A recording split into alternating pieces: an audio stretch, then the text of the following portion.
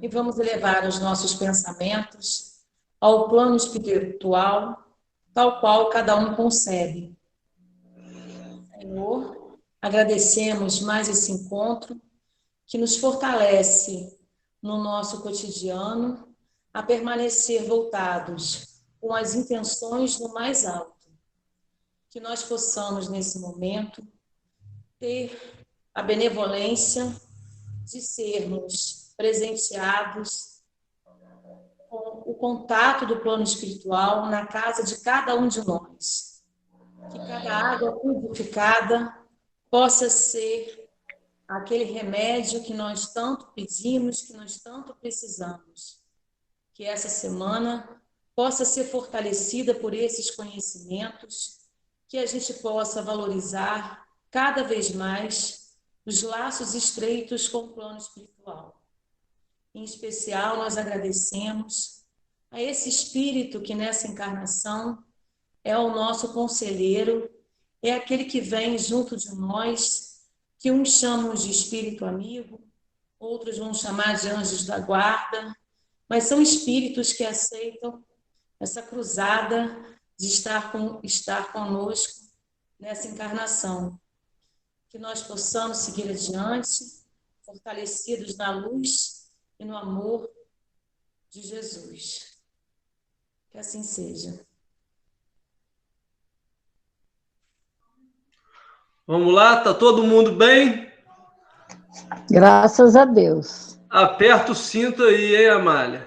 Que nós vamos fazer uma viagem diretamente do umbral para nosso lar. Tá bom. Toma água frutificada todo mundo aí. Vamos. Nós vamos viajar agora, fazer uma viagem com essa turma de espíritos benfeitores que vão chegar aí pra gente. Vamos lá. Capítulo 2 da obra Nosso Lar, Clarencio. Começa assim: suicida, suicida, criminoso, infame. Gritos assim cercavam-me de todos os lados. Onde os sicários de coração empedernido? Por vezes enxergava-os de relance, escorregadios na treva espessa e, quando meu desespero atingia o auge, atacava-os mobilizando extremas energias. Em vão, porém, esmurrava o ar nos paroxismos da cólera. Gargalhadas sarcásticas feriam-me os ouvidos, enquanto os vultos negros desapareciam na sombra. Para quem apelar? Torturava-me a fome, a sede me escaldava. Então a gente para aqui para comentar essa descrição. Volta lá, Flávio. Não passa, não.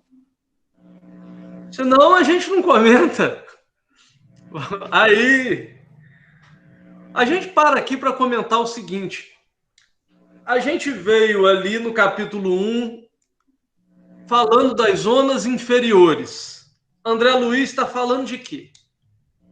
André Luiz está falando do local, daquilo que a gente vai conhecer como umbral. E ele começa a apresentar as companhias dele no plano espiritual. E a gente pode agora começa a escolher o tipo de estudo que a gente quer fazer. Por quê? Porque o livro Nosso Lar, ele é muito vasto em conhecimento.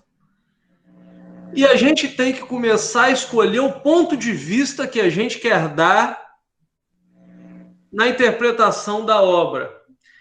E qual é a importância de se ter um grupo de estudo? É justamente porque cada um vai trazer um ponto de vista diferente. O que eu estou querendo dizer com isso? A gente tem aí nessa descrição do primeiro parágrafo, o quê? A descrição do ambiente de nosso lar, Eu tenho também, além disso, a descrição dos espíritos e como André Luiz está ali se sentindo.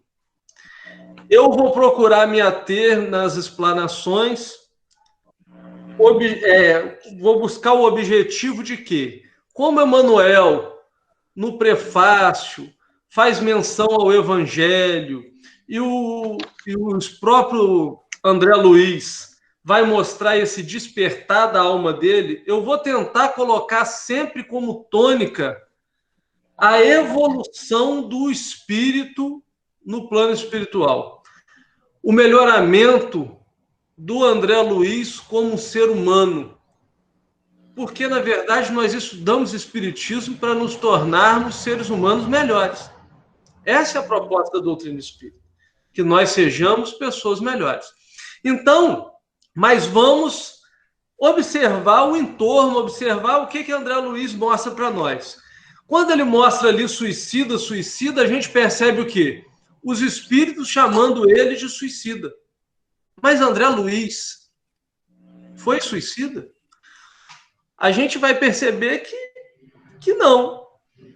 Por que então que chamavam ele de suicida? E outra coisa, o que a gente vê ali é o quê?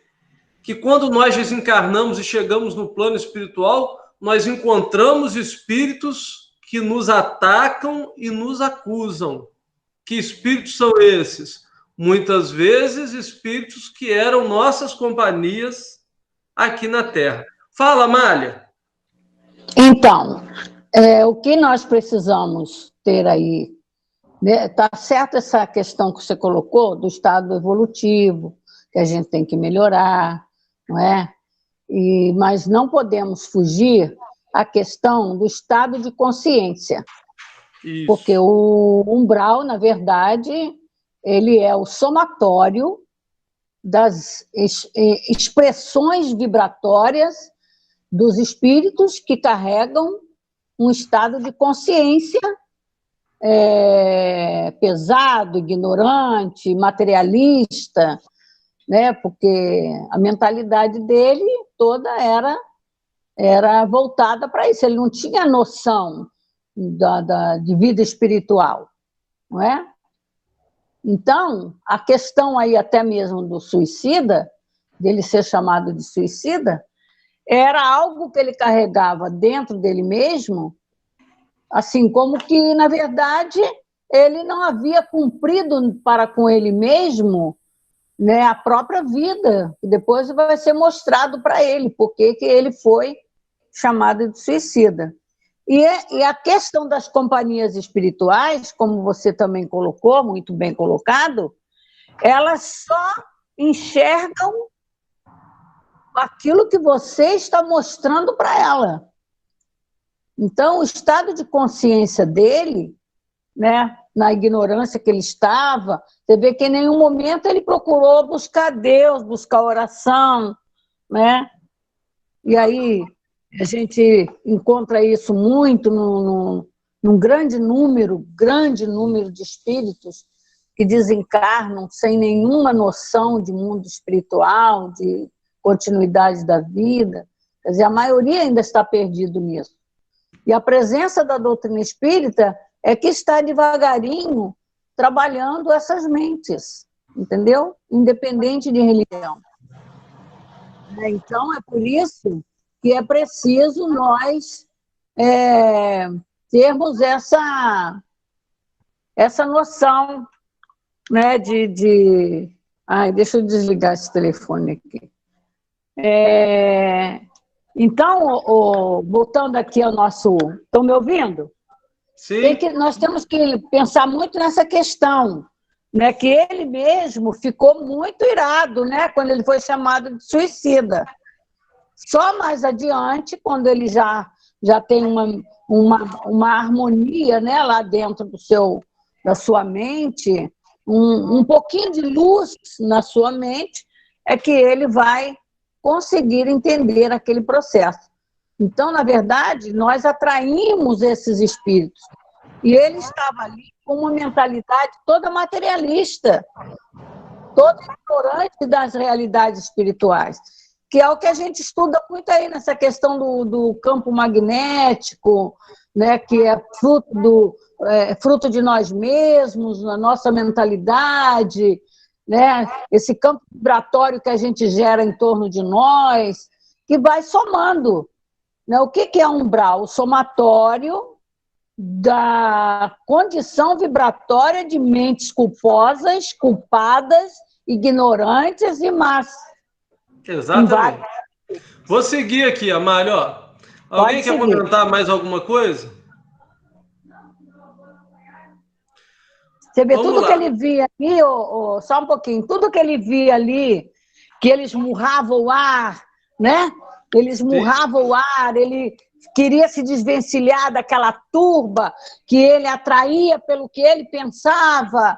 Então, esse complexo todo, né? Esse complexo todo, né? Ele ali cheio de cólera, cheio de raiva, quanto mais ele pensava daquela maneira, mais ele vibrava escuro, nublado, trevas. Né? Então, e aí André Luiz começa a indagar. A quem apelar? Torturava minha fome, a sede me escaldava. Como exímios fenômenos da experiência material patenteavam-se-me aos olhos. Crescera minha barba, a roupa começava a romper-se com os esforços da resistência na região desconhecida. A circunstância mais dolorosa, no entanto, não é o terrível abandono a que me sentia votado, mas o assédio incessante de forças perversas que me assomavam nos caminhos ermos e obscuros. Irritavam-me, aniquilavam-me a possibilidade de concatenar ideias, desejava ponderar maduramente a situação, esquadrinhar razões e estabelecer novas diretrizes ao pensamento. Mas aquelas vozes, pode passar, Flávia, aquelas lá... Lamentações, não é? Isso. Aquelas lamentações misturados, aqueles lamentos misturados de acusações nominais, desnorteavam-me irremediavelmente. Que buscas, infeliz? Aonde vais, suicidas? Só por isso que ele se... Objulgatórias incessantemente repetidas perturbavam-me o coração. Infeliz, sim, mas suicida. O que é que a gente vai ver aqui? A gente começa a perceber, pegando um gancho ali no que a Amália colocou, o seguinte: o espírito de André Luiz, como a gente viu no capítulo 1, era altamente materialista, não tinha noção de vida no plano espiritual, preso aos dogmas de diversas religiões.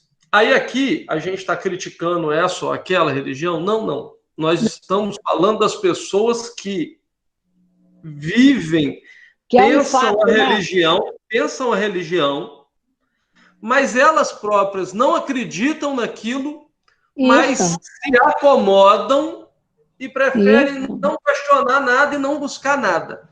Essa é a realidade de André Luiz, porque a mesma igreja que fez a Inquisição fez Francisco de Assis. Então, na verdade, o que importa não é a sua crença, é o que você faz com aquilo que você acredita. Obviamente que quando nós chegamos no plano espiritual com a consciência cheia de culpa e acreditando num Deus punitivo, nós começamos a ter dificuldade em lidar com a própria consciência. A gente não entende que a cobrança é nossa. Mas voltando para dentro de nosso lar, para dentro da história de nosso lar, a gente vai encontrar André Luiz fazendo o quê? Completamente perturbado pelos espíritos e ele não consegue concatenar ideias. Isso. Chama atenção para isso, por quê? Porque isso não é a história de quem está desencarnado, não. Quando a gente está encarnado e a gente começa a ser tomado por cólera, por raiva, quando a gente não entende o nosso sofrimento, é exatamente isso que está aí que acontece. A gente não consegue racionalizar, a gente não consegue concatenar as ideias, e os espíritos inferiores começam a tomar conta de nós e a nos perturbar. Por isso que a prece é importante, e a gente vai ver aqui a importância da prece mais à frente. André Luiz aqui não entende o que se passa com ele. Então ali a Amália falou, ó, ele dá soco no vento. Ele está perdido. Ele está perdido. Eu vou dividindo aí com a Amália, quer comentar, Amália? E com mais quem queira comentar. Então, quando ele fala aqui que ele tinha fome, que ele tinha sede, que ele estava com a barba crescendo, que ele estava ficando rasgado da roupa. Então, eu me lembrei da Dona Ivone do Amaral Pereira, no Devação do Invisível, quando ela mostra para a gente ali exatamente aqueles espíritos que tinham fome e não conseguia comer. Então, porque ela diz, desencarnou o corpo, mas não desencarnou a mente. A mente permanece totalmente voltada para as realidades da vida material. Ele queria viver naquele momento a vida material que não existia mais. Então, a gente vê quanto que falta para nós, né? E quanto bem a doutrina espírita faz para nós, só de a gente aprender a pensar que é espírito imortal e que vai continuar. Né? Isso já é um início de trabalho na nossa vida. Então, porque é doloroso esse quadro dele e de muitos. E outra coisa ali, o Rafael, é quando ele fala, né, como você comentou, ele era preso aos dogmas, entre aspas, porque ele não dava valor à religião. Ele ia por ato social. Então, na verdade, ele não tinha aquela ideia de Deus, nem a religião ele não professava como devia, como muitos e muitos companheiros. Como você diz, a gente não está falando mal da religião, a gente está mostrando um fato, é uma realidade, né, que acontece. Porque estão dormindo para as realidades do mundo espiritual, a maioria dos homens. E nós não podemos esquecer que quando a gente fala de dogmas, e isso aí que a Amália colocou, a pessoa não professa, o que é isso? É o que o Emmanuel colocou ao prefaciar a obra. A pessoa tem religião, mas não tem espiritualidade. Não. Então, a gente vê muita gente que professa também a doutrina espírita, mas não tem a espiritualidade. A casa espírita se torna o quê? Clube social. E não é essa a nossa proposta. Então, por isso a gente vai vendo em nosso lar a realidade do espírito. A gente segue aqui, ó. Suicida nunca. Essas increpações, a meu ver, não eram procedentes. Eu havia deixado o corpo físico a contragosto. Recordava meu porfiado duelo com a morte. Ainda julgava ouvir os últimos pareceres médicos enunciados na casa de saúde. Lembrava a assistência desvelada que tivera, os curativos dolorosos que experimentara nos dias longos que se seguiram à delicada operação dos intestinos.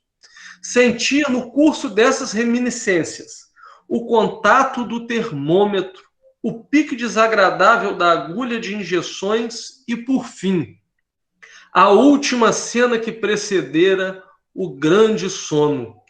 Minha esposa, ainda jovem, e os 3 filhos contemplando-me o terror da eterna separação. Depois, o despertar na paisagem úmida e escura e a grande caminhada que parecia sem fim. O que a gente percebe aqui? A luta de um espírito que não se preparou para desencarnar. O que nós começamos a ver? Ele narra... Volta lá, Flávio. Sobe aí para mim, porque senão eu perco ali, ó. Sobe aí para mim, fazendo favor. Sobe. Ele não entende por que ele é chamado de suicida, porque ele narra a desencarnação dele, que não foi um suicídio.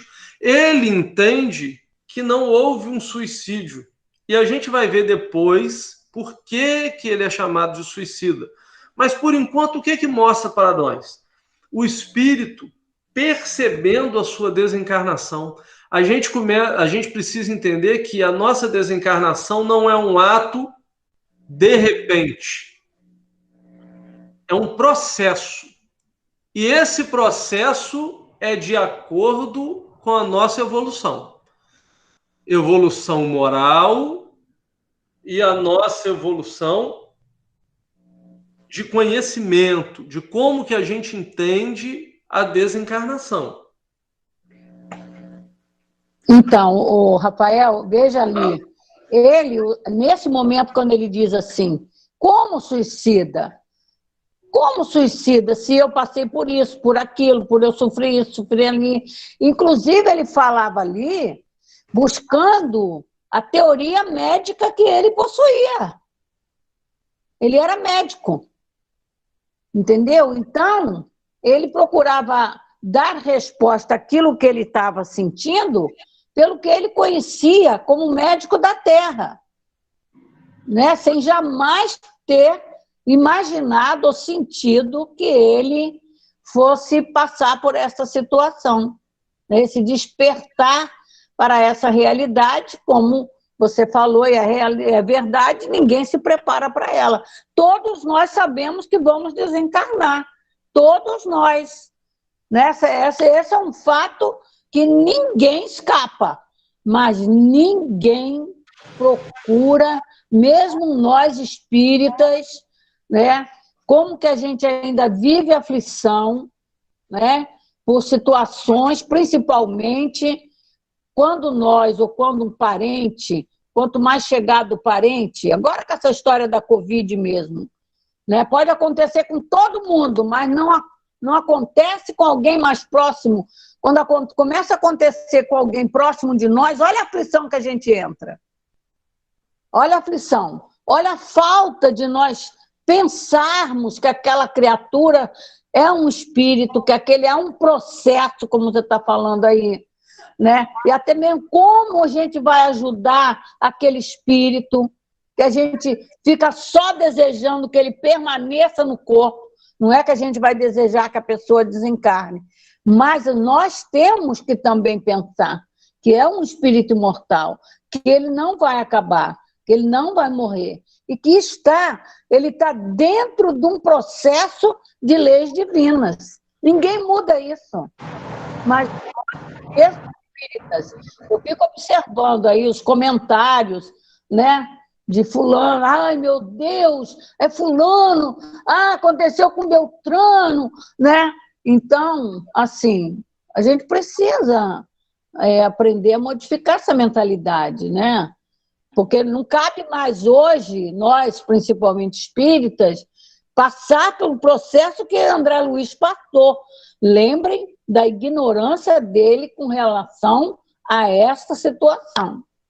Por isso ele sofreu tudo ali até encontrar o Clarence. Isso. Então vamos ver se a gente consegue chegar a encontrar o Clarence. Por que a pecha de suicídio? Quando fora compelido a abandonar a casa, a família e o doce convívio dos meus. O homem mais forte conhecerá limites à resistência emocional. Firme e resoluto a princípio, comecei por entregar-me a longos períodos de desânimo e, longe de prosseguir na fortaleza moral por ignorar o próprio fim, senti que as lágrimas longamente represadas visitavam-me com mais frequência, extravasando do coração. A gente nota ali André Luiz mostrando o quê? Ele se sentindo compelido a deixar a família. O espírita, quando tem que voltar para o plano espiritual, a gente tem que entender que a gente está recebendo um convite a retornar.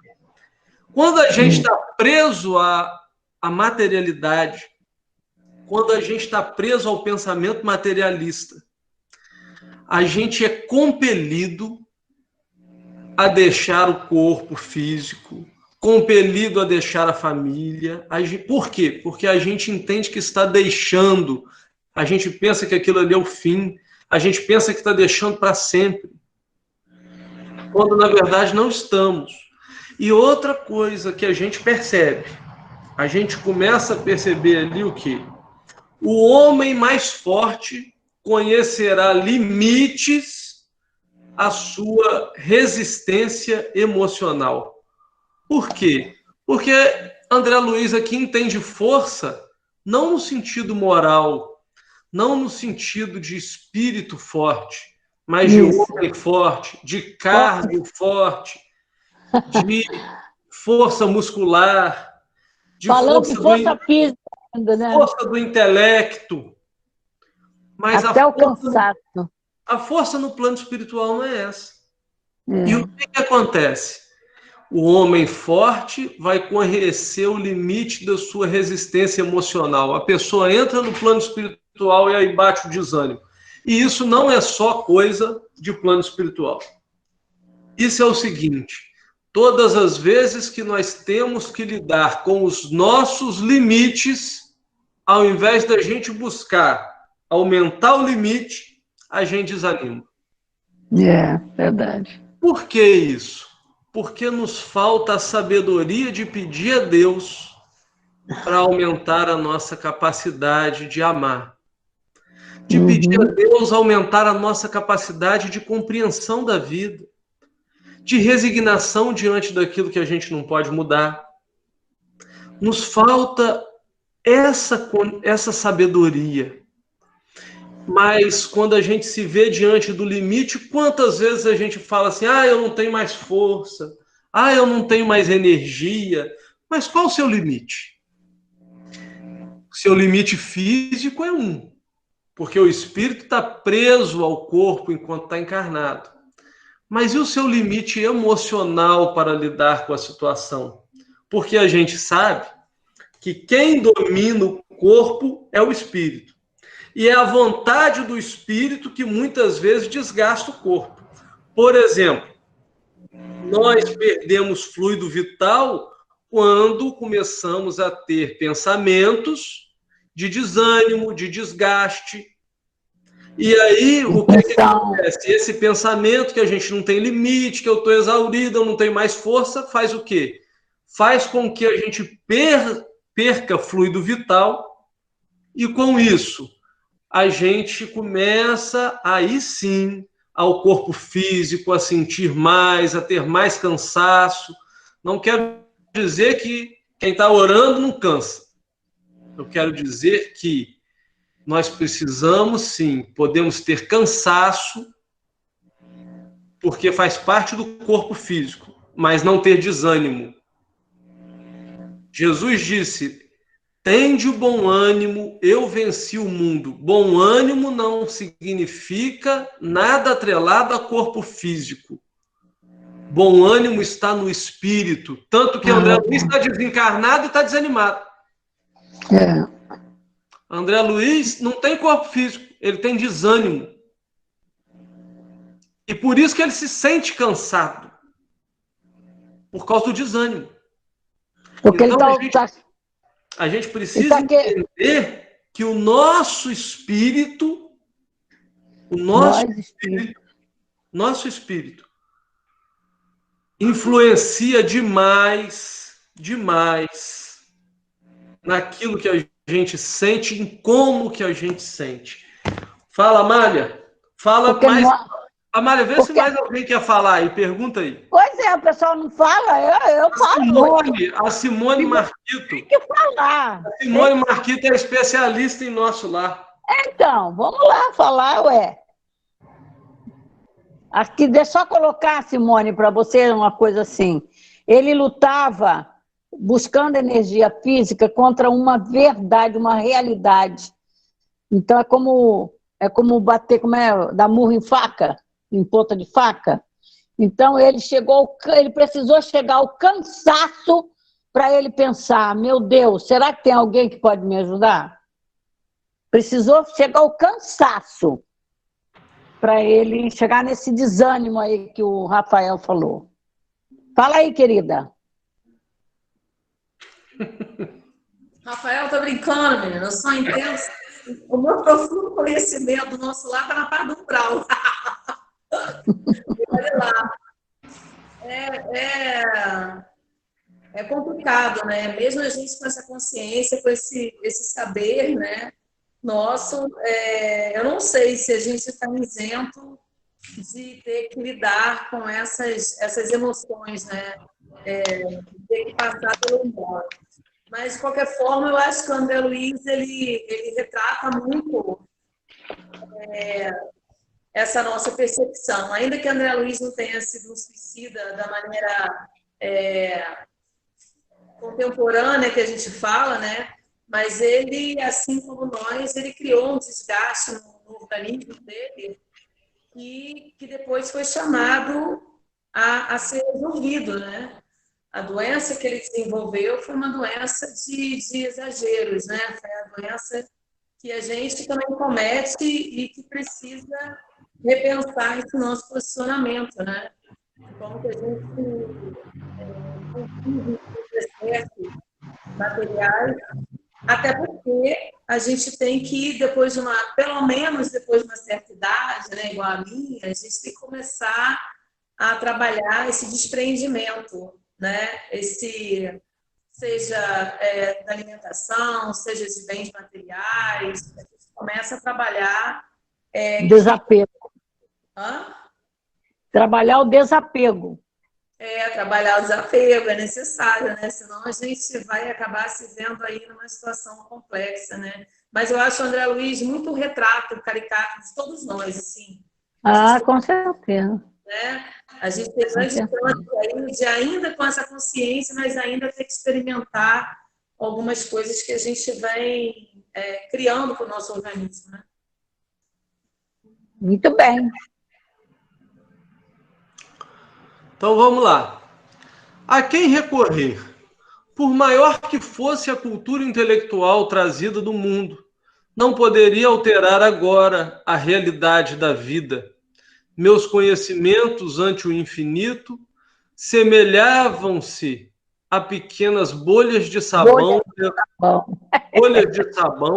levadas ao vento impetuoso que transforma as paisagens. Eu era alguma coisa que o tufão da verdade carreava para muito longe. Entretanto, a situação não modificava outra realidade do meu ser essencial. Perguntei.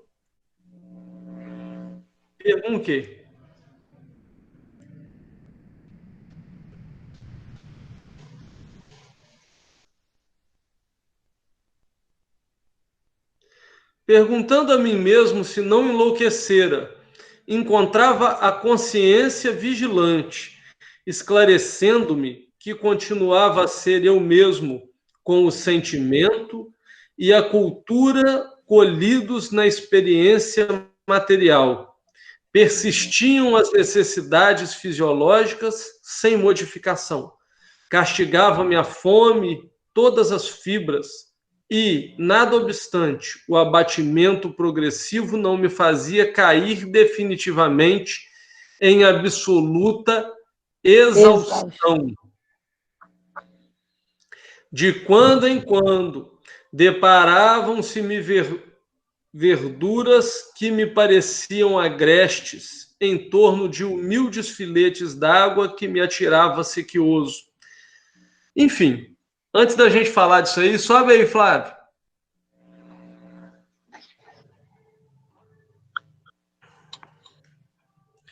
Então, a quem recorrer? Você está lá no nosso lar, você está lá no nosso lar, você está lá no plano espiritual, e sem ter essa noção de espiritualidade, você começa a sofrer e vai fazer o quê?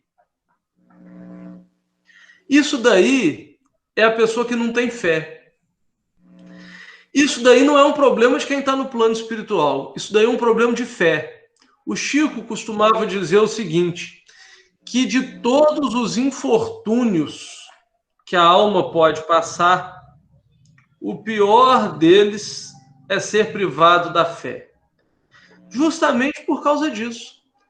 Porque quem tem fé no momento que tem um tufão te levando, um tufão de problemas, você se apega a Deus. Porque na hora que a gente tem problema, seu MBA não vale nada, sua pós-graduação não vale nada, mestrado não vale nada. Quando a gente tem um problema moral, quando a gente tem um problema emocional, você pode ser PhD na ciência que for, não vale nada. Você vai resolver com cálculo matemático o seu problema emocional? Não vai. Aquilo que a pessoa estudou de medicina muitas vezes vai resolver? Não vai. Resolve quando o problema é físico, quando o problema está ligado ao plano físico, quando o problema está ligado ao espírito, ao modo de sentir do espírito. Esse tipo de progresso, desacompanhado do conhecimento espiritual, não vale nada. Nós sabemos que a gente reencarna para as duas asas. Nós precisamos de intelectualizar e nós precisamos aprender a lidar com os nossos sentimentos. Mas o intelecto desprovido de espiritualidade, desprovido de fé, não soluciona o problema da alma. E aqui a gente vê assim: meus pensamentos partiam como bolha de sabão. O que acontece com bolha de sabão? Ela estoura rápido, acaba. A situação não modificava a outra realidade do meu ser essencial. Desce aí, Flávio, para terminar.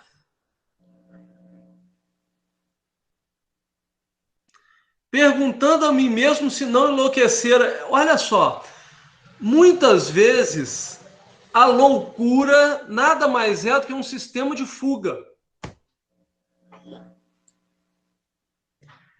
E acontece que no plano espiritual, a sua consciência começa a te cobrar e você quer enlouquecer, mas não consegue. Tem muita gente que vive um mundinho diferente, que está vivendo no mundo dele. O que é isso? São fugas.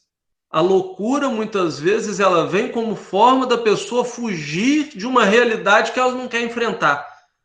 Olha o plano espiritual. Ele se depara consciente dele mesmo. Ele queria ficar doido. Se André Luiz fosse dependente químico, ele estava atrás de cocaína.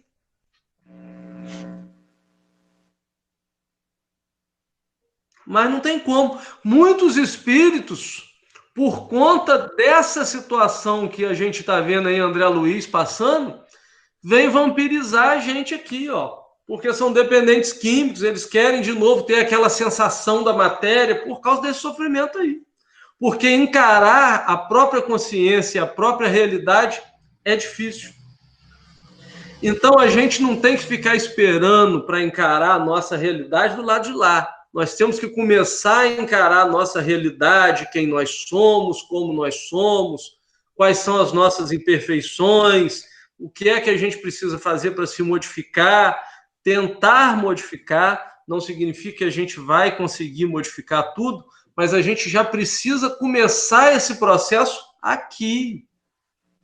Não é esperar chegar do lado de lá para isso aí acontecer com a gente.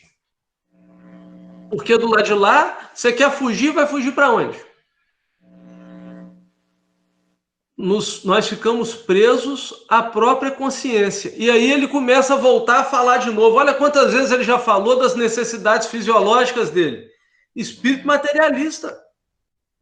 Todas as vezes que fica perturbado, vem necessidade fisiológica. Aí ele está com fome. E aí aparece aí o socorro de alimento para ele. Eu me recordo que num trabalho mediúnico, em que a gente visita algumas vezes o plano espiritual, como que isso ocorre? O espírito está no plano espiritual e, de repente, aparece para ele. E isso nós já registramos em alguns trabalhos de reunião mediúnica, o espírito está no plano espiritual, no umbral, e aparece para ele como se fosse uma mão assim colocando o alimento. Ele não sabe como é que aquilo aparece, aí ele começa a se alimentar daquilo que é colocado para ele, porque ele continua sentindo fome, sentindo sede, sentindo essas coisas todas que perturbam ele. E os espíritos fazem isso por quê? Por misericórdia. Mesmo ele não precisando, os espíritos vão fazendo isso para que ele possa encontrar uma forma de se equilibrar para conseguir buscar ajuda. Fala aí. Amália? Quem? Eu? Ah, bom, vou falar. Aqui, mais uma vez, é a questão da consciência, né? Você vê, quando ele é chamado de suicida ali, no fundo, quando, ainda mais quando ele já está naquele cansaço, né? O que a consciência dele estava mostrando para ele? Que, na verdade, ele não tinha cuidado da saúde dele como devia. Isso está lá no íntimo dele. Entendeu? Está lá no íntimo dele. E espelha no campo, naquele campo magnético, fluídico que a gente já aprendeu aí que tem, né? Espelha essa realidade íntima, aquilo que pesa na consciência. E aqui é muito claro ele querendo viver a vida material naquele momento ali. Fome, sede, barba, tudo. É o que Dona Ivone clareou muito bem. Desencarna do corpo, mas não desencarna a mente do plano material, do magnetismo da Terra, né? Ele fica ali, prisioneiro, e querendo resolver aquela situação ali para ele, que é um fato, de algo que ele nunca tratou na vida dele, mas ele quer tratar como se fosse uma situação material, quando não é mais material. Essa é a grande dor. Agora, vamos lembrar, isso tudo porque ele realmente ignorava, até mesmo porque nunca ligou para isso, nunca se preocupou de buscar Deus, né? Que é o que ele vai encontrar mais aí à frente. Né? De repente ele lembrar, meu Deus, alguém deve ter criado isso aqui. Onde é que tem alguma coisa? Isso aqui veio de algum lugar. Aí é quando a razão começa a buscar, né? De fato. A buscar, prestar atenção. O Fernando quer falar, ó. Fala aí, Fernando.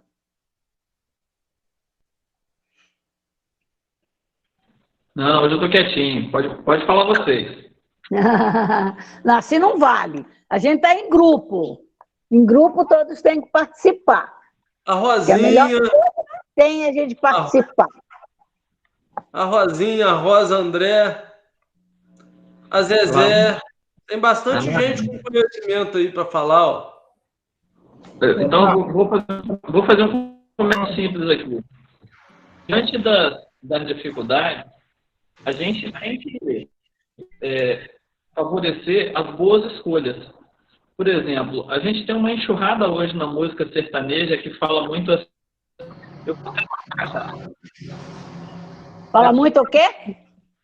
Eu vou me afogar na cachaça. Pois é. Vai alimentando isso na sua mente.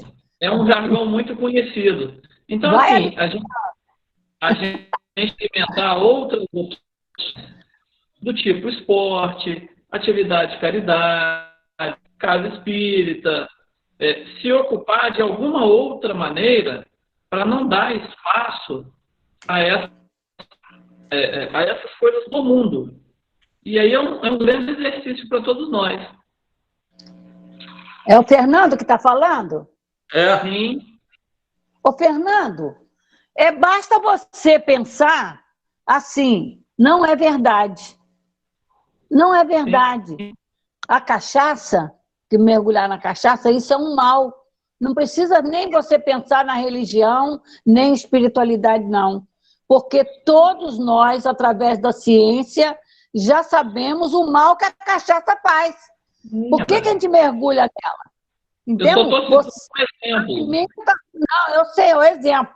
Mas você alimenta. Isso, como você falou da cachaça, existem muitas outras coisas. As apaixonites todas na vida. Né? O futebol mesmo. Você tem uma paixão desesperadora, né, pelo futebol. Né? Mas como é que vai ser isso? Se você, a sua mente, só pensa nisso. Entendeu? Passa por cima de tudo para poder não perder o futebol. Então, essas mentalidades é que a gente precisa trabalhar. Não é que eu não tenha o direito de ter. Eu tenho que ter com limites, com equilíbrio. Tudo nos é lícito, mas nem tudo nos convém. Já nos ensinou Paulo de Tarso. Atenção às melhores escolhas. E isso, querida, melhores escolhas. E eu vou saber fazer, porque a própria ciência está me mostrando qual é a melhor escolha para mim. Na alimentação, na bebida, no esporte, né? Nós precisamos do repouso e precisamos da diversão. Né? Como é que a gente chama isso aí? Do lazer. A gente precisa. Mas o que eu estou escolhendo realmente está me trazendo algo que não vai me deixar exausto, cansado, esgotado, espiritualmente falando, energeticamente falando? É o uso da razão. Vamos lá. Vamos só fechar aqui o raciocínio. Devorava-me. Oi. Eu acho que a gente faltou até aqui nas entrelinhas falar do medo que ele sentiu naquela situação, né? Porque claro. Ele era uma pessoa que na vida, encarnado, ele era uma pessoa destemida. Ele tinha o que queria, ele fazia o que eu queria, mas aí ele passou a sentir um medo também. Ele não usou aqui nenhuma vez a palavra medo, mas tudo isso aqui foi consequência do medo que ele teve de estar naquele lugar. E né? Por que o medo? E por que o medo, querida? Ele perde o controle da situação. Ali não controlava mais nada. Pelo desconhecido. Não controlava mais nada. Pelo desconhecido. A gente só tem medo do desconhecido. Ele não conhecia nada daquilo ali. Pois é. Entendeu? Então, o medo se torna um monstro para nós diante de um fato que eu desconheço. É isso, você está certíssima. Você está certíssima de falar isso. Porque a gente não pensa nisso, né? Mas o medo dele ali, que ele passou a ter horror. Aquilo, tudo que ele via, ele desconhecia aquilo ali. Por isso que ele vai dizer assim, existe alguém que criou. Onde tem alguém que criou isso tudo? Vamos ver. Né? Esse mundo que eu estou vivendo. Eu penso assim, vamos nos colocar na situação dele. Com certeza. Por exemplo, se a gente sai no escuro da noite, sem lâmpada, sem nada para nos guiar, né? Todos nós nos sentimos um certo pavor. Isso. Então, aí você pensa assim, como é que ele se sentiu naquela situação toda? De pavor, né? Pavor puro. Então, o medo que é o desconhecido e o instinto de defesa. Nosso instinto de defesa, buscando proteção. Aí, como eu desconheço, o medo vem. É isso aí, meu bem, meus amores. Continua aí, Rafael. Não, eu continuo no estudo até meia-noite, hein? Ó, eu também, até amanhã. Vocês vão deixar eu e a Amália no estudo, a gente fica falando toda vez. Ó, então, devoravam as folhas desconhecidas, colava os lábios à nascente turva, enquanto me permitiam as forças irresistíveis a impelirem-me para a frente. Muita vez suguei a lama da estrada, Recordei o antigo pão de cada dia, vertendo copioso pranto. Não raro, era imprescindível ocultar-me das enormes manadas de seres animalescos que passavam em bando, quais feras insaciáveis. Vai vendo aí a descrição do umbral, hein? Vai vendo aí a descrição do umbral. Eu, quando for para lá, eu e Dadá, nós vamos atingir esse... Ô, Rafael, deixa eu dizer um negócio para você.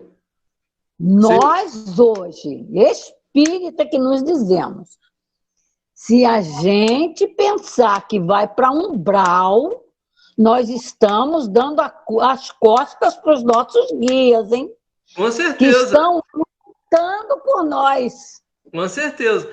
Porque, na verdade, você escolheu um umbral, os guias não estão lá. Pois é, mas eles...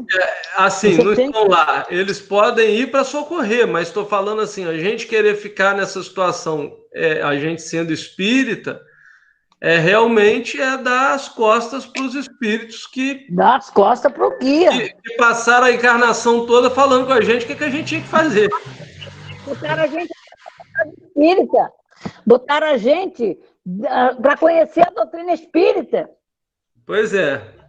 Pois é. Eram para quadros... conhecer Jesus. Isso. Eram quadros de estarrecer. Acentuava-se o desalento. Foi quando comecei a recordar que deveria existir um autor da vida, fosse onde fosse. Essa ideia confortou-me. Eu, que detestara as religiões do mundo, experimentava agora a necessidade de conforto místico. Médico, extremamente arraigado ao negativismo da minha geração, impunha-se-me atitude renovadora. Tornava-se imprescindível confessar a falência do amor próprio a que me consagrara orgulhoso. O que o André Luiz está fazendo aí? A gente nada mais tem aí do que a pessoa diante do sofrimento aprendendo a buscar Deus.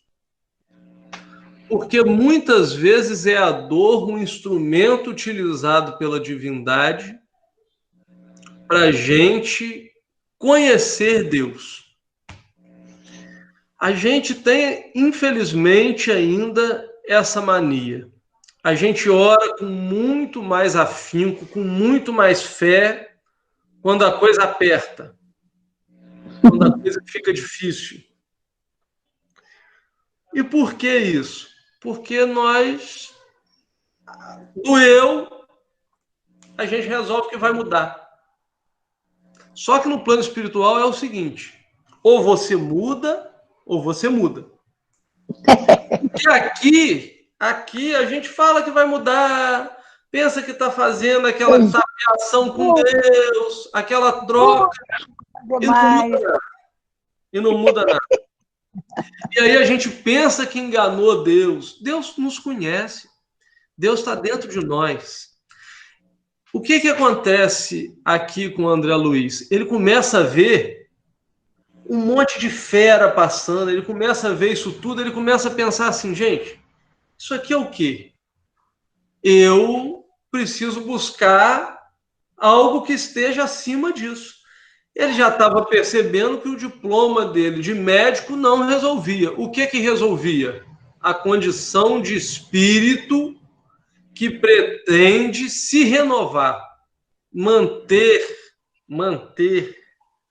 a autoestima, manter o quê? Manter ali o espírito de vontade de mudança, de modificar. Então, ali a gente vai ver o André Luiz partindo aí para um novo patamar. Eu não vou continuar, o Flávio já me mandou 300 mensagens aqui. A gente precisa encerrar o estudo desde as 9 horas.